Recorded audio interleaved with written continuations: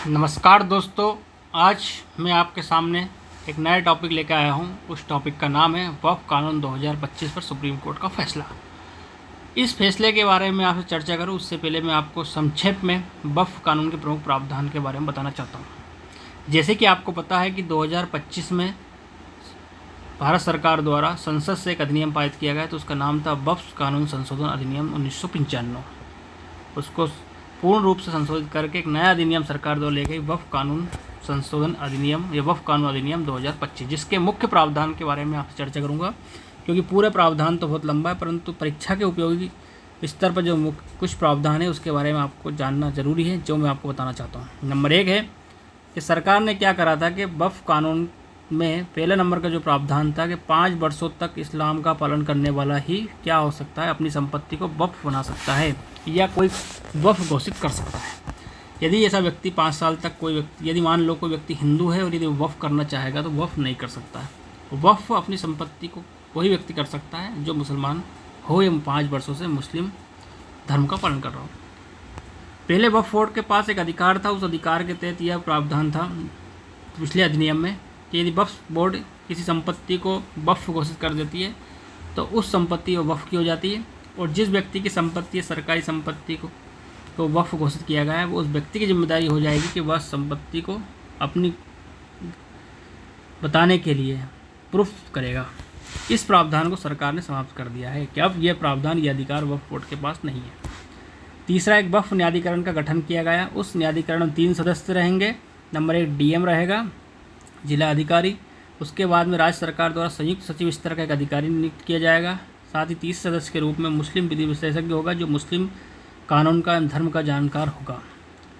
यदि इस वक्फ न्यायाधिकरण के द्वारा कोई भी फैसला दिया जाता है, ये पक्ष हो विपक्ष, तो उसकी अपील 90 दिनों के अंतर्गत कहाँ की जा सकती है? हाई कोर्ट में की जा सकती है। सरकारी भूमि पर यदि वक्फ बोर्ड ने दावा प्रस्तुत कर दिया है और यह घोषित कर दिया कि संपत्ति वक्फ की है, तो उसकी जांच अब वक्फ बोर्ड नहीं करेगा, ना ही वक्फ न्यायाधिकरण उसका दिया। उसकी जांच अब कलेक्टर के द्वारा की जाएगी, और कलेक्टर के द्वारा जो रिपोर्ट जब पेश की जाएगी उसी को मान्य किया जाएगा। अब क्या होता है कि यदि किसी वक्फ बोर्ड की वार्षिक आय 1 लाख रुपए से अधिक है तो उसका वार्षिक वित्तीय विवरण करवाया जाएगा, उसका लेखा परीक्षण किया जाएगा, और उस लेखा परीक्षण केक के द्वारा सरकार द्वारा नियुक्त किसी संस्था के द्वारा किया जाएगा। सरकार के द्वारा केंद्रीय वक्फ बोर्ड और राज्य वक्फ बोर्ड का गठन किया जाएगा। केंद्रीय वक्फ बोर्ड में 22 सदस्य होंगे और राज्य वक्फ बोर्ड में 11 सदस्य होंगे, जिसमें गैर मुसलमानों को भी नियुक्त करने का प्रावधान किया गया था। यही प्रावधान बहुत विवादित मुद्दा बना होता है, क्योंकि हर धर्म में जितने वक्फ बोर्ड होते हैं उसमें उसी धर्म के व्यक्ति अनुयायी सम्मिलित होते हैं, किंतु इस कानून में गैर मुसलमानों को भी शामिल करने का प्रावधान था, जो कि बहुत विवादित मुद्दा था।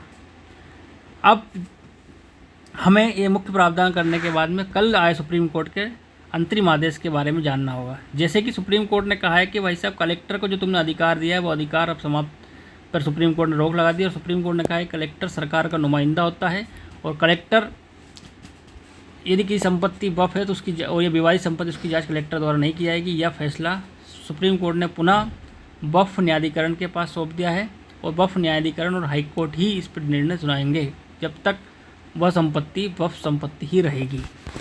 सरकार के द्वारा नियुक्त सीओ, तो सुप्रीम कोर्ट ने कहा है कि सीओ सरकार के द्वारा गैर मुसलमान जो नियुक्त करने का प्रावधान किया गया है, उसमें सुप्रीम कोर्ट ने कहा है कि ठीक है आप गैर मुसलमान को नियुक्त करिए, परंतु इस पर ध्यान रहे कि आप इसमें अपने मुस्लिम सदस्य को नियुक्त करने पर प्रायोरिटी देंगे। मतलब सुप्रीम कोर्ट ने इस पर रोक नहीं लगाई, किंतु सुप्रीम कोर्ट ने सलाह दी है कि ऐसे सीओ को नियुक्त करते समय मुसलमान व्यक्ति को वरीयता दी जानी चाहिए। साथ ही सुप्रीम कोर्ट ने केंद्रीय वक्फ बोर्ड और राज्य वक्फ बोर्ड में नियुक्ति, जो केंद्रीय वक्फ बोर्ड में 22 सदस्य नियुक्त किए जाते हैं, उनमें से मैक्सिमम मात्र 4 सदस्य ही गैर मुसलमान हो सकते हैं, बाकी सब सदस्य क्या होंगे? मुस्लिम होंगे। मतलब कि बहुमत मुसलमानों का रहेगा। वही राज्य वक्फ बोर्ड में अधिकतम 3 सदस्य ही गैर मुसलमान नियुक्त किए जा सकते हैं। जहाँ तक प्रैक्टिस वाली बात जो कही गई थी कि भाई वही जैसे कि कानून में प्रावधान किया गया था कि 5 वर्ष तक इस्लाम का अनुयायी ये मानने वाला व्यक्ति वक्फ कर सकता है, सुप्रीम कोर्ट ने इस प्रावधान पर रोक लगा दी और कहा गया है कि कोई भी व्यक्ति अपनी संपत्ति को वक्फ घोषित कर सकता है। जैसे कि आपने एक चीज़ पढ़ी होगी, टर्म पढ़ी होगी,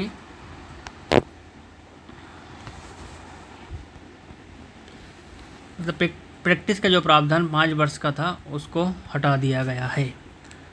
इसी के साथ सुप्रीम कोर्ट ने एक और सलाह दी है राज्य सरकारों को कि जो 5 साल का जो आपने प्रावधान किया गया इस पर कुछ जब तक रोक रहेगी तब तक कि राज्य सरकार ऐसा कोई नियम ना बना ले जिससे निर्धारित किया जा सके कोई व्यक्ति मुस्लिम धर्म का अनुयायी या नहीं है, क्योंकि इसमें तब तक इस पर रोक लगेगी। यदि राज्य सरकार ऐसा कोई नियम बना लेती है तो उसके बाद ये नियम लागू हो जाएगा।